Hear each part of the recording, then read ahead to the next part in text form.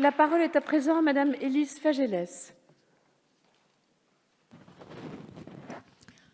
Monsieur le ministre d'État, le projet de loi Asile et immigration qui doit être prochainement déposé devant le Conseil d'État fait déjà couler beaucoup d'encre. Sur un sujet qui touche à notre humanité profonde, il est de notre responsabilité en tant que représentants de la nation de déconstruire fantasmes et caricatures sur la teneur du futur texte.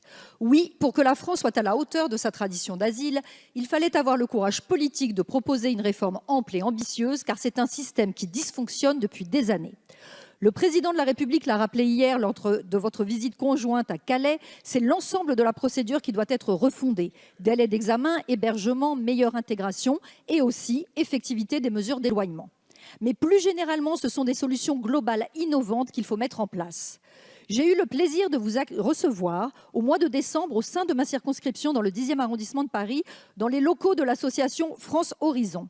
Nous avions accueilli 55 réfugiés en provenance du Sahel dans le cadre de l'extension du programme de réinstallation annoncé par le président de la République. Ce dispositif innovant et humaniste consiste en l'accueil dans notre pays de réfugiés venant de camps gérés par le Haut Commissariat aux réfugiés, comme au Niger, au Tchad ou en Turquie. Il concerne des personnes présélectionnées par le HCR pour leur grande vulnérabilité. Ces missions ont un double avantage. Elles permettent non seulement de lutter contre les filières clandestines, les réseaux de passeurs et le trafic d'êtres humains, et d'éviter de prendre des risques insensés en traversant la Libye puis la Méditerranée, mais aussi de mieux accueillir les réfugiés, dont les agents de l'OFPRA ont examiné la situation directement sur place et leur permettre, dès leur arrivée, de commencer leur parcours d'intégration dans les meilleures conditions.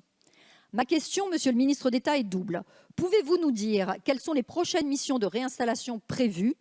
Et ne pensez-vous pas que pour plus d'efficience, la France devrait inciter ses partenaires européens à suivre cet exemple de pratique vertueuse? Je vous remercie. Merci, Madame la députée. Monsieur le ministre.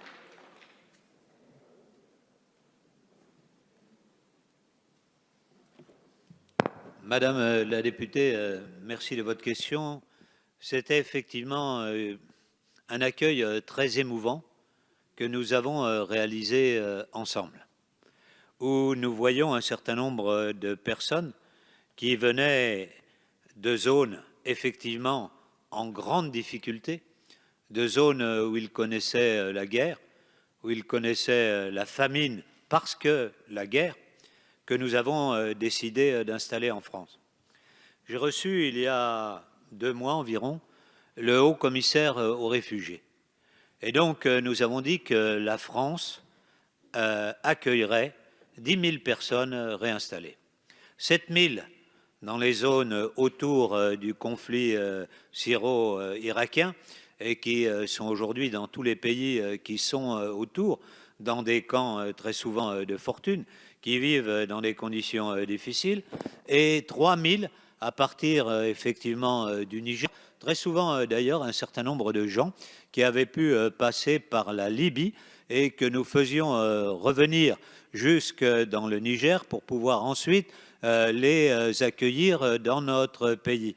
Alors je veux saluer des associations comme France Horizon qui travaillent avec nous pour donner une réponse concrète à des problèmes concrets.